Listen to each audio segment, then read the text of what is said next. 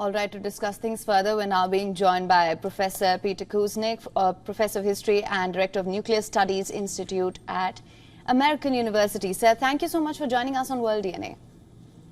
Glad to be with you. Sir, of course, North Korea and Russia are both heavily sanctioned by the West. In recent times, they've vowed strong ties.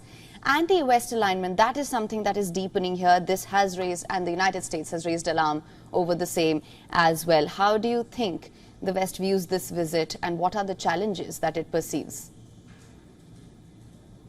Well, clearly, in the context of what's happening internationally now, this visit is very, very significant. We've seen a series of meetings recently. There was the so-called Peace Summit in Switzerland, and that was a failure. 160 countries were invited. Only 98 attended. And of those 98, 20, including India, refused to sign the communique at the end of the summit. So that didn't achieve anything. There was a meeting of the G7 that just took place in Italy. And that was also a lot of show and symbolism, but didn't really achieve very much. You have leaders there, almost all of whom are very, very weak, some of whom are on the way out and face serious challenges. Then you had NATO meetings in which they talked about increasing the number of deployed nuclear warheads.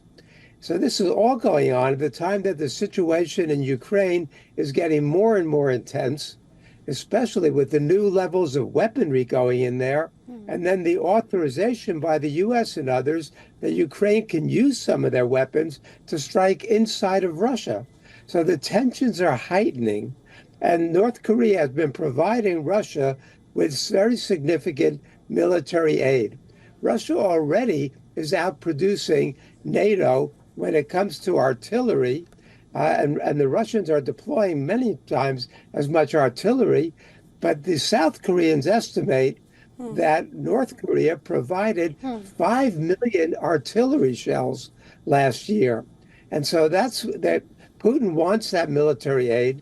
He wants the intercontinental ballistic missiles, and North Korea wants a lot of Russian military technological know-how, as well as Russian wheat exports. So it's a kind of symbiotic relationship at a time when neither country has got a lot of allies on the world scene, but the United States influence is not what it used to be either. And so we've got the global South resisting the United States and growing ties between Russia, China, North Korea, and Iran. Right. Mr. Kuznick, you very well covered all the parameters here of the ties between North Korea and Russia. And like you mentioned, North Korea is providing military aid to Russia, according to reports. In return, in exchange, Putin will help Kim with spy satellites, like you mentioned. How do you assess this transactional relationship, or can we say friendship, between Moscow and Pyongyang at this point of time? And what perhaps can the West do to stop all of this, with most of the missiles and weapons going via train? Russia has been instrumental in supporting United Nations efforts to sanction North Korea in the past. But beginning in March, Russia vetoed a very important United Nations mission to look into the sanctions about North Korea's military policies and their missile tests. And so without Russia's support, the United Nations is going to be greatly weakened in that regard. So what we're seeing now is very, very dangerous, in my opinion. We're seeing greater and greater polarization. Russia gets much closer to China, to North Korea, to Iran, and others. And while the United States, which used to be able to call the shots internationally, is in an increasingly weakened position, with the possibility, frightening as it is to me, that Donald Trump might be the next president. And if that happens, then America's alliances, not only NATO, but with the Europeans and America's support for Ukraine, could certainly be or ended. So there's a lot of moving parts right now, and a lot of uncertainty. And rather than move toward a multipolar world, we're going toward a bipolar world, which is not the same thing. Right, sir. In fact, absolutely. I wanted better understanding on this, coming back to a point that you made earlier. Now, I want to understand, what does this visit mean for Ukraine? As you mentioned, this comes after a failed Swiss peace conference, of course, the G7 summit, which saw no concrete results either. Do you think this visit is a chance for Russia to perhaps show that it's not isolated anymore? Well, we know that the Western sanctions against Russia have not worked, partly because China and India have been buying up Russian oil that the Europeans used to get, which is hurting the European economies because they're paying more for their oil. So the growth rate in Europe is lower than the growth rate in Russia right now. So we see that happening.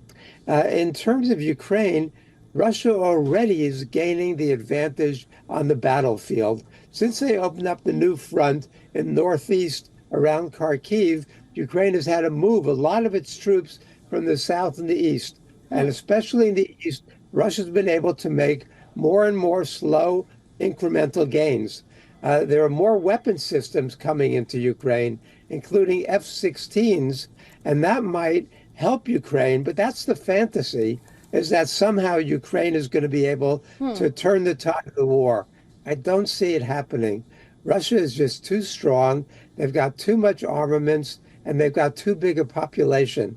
And so the fear that everybody has right now is we're moving closer and closer to a military confrontation between Russia and NATO, or Russia and China and NATO, which could mean World War III. We need diplomacy. As Guterres and others have been saying, this fighting is not going to solve anything. Right. We need to sit down and start talking. All right. Well, Professor Kuznick, thank you so much for joining us on World DNA with your insights on this. Thank you for having me.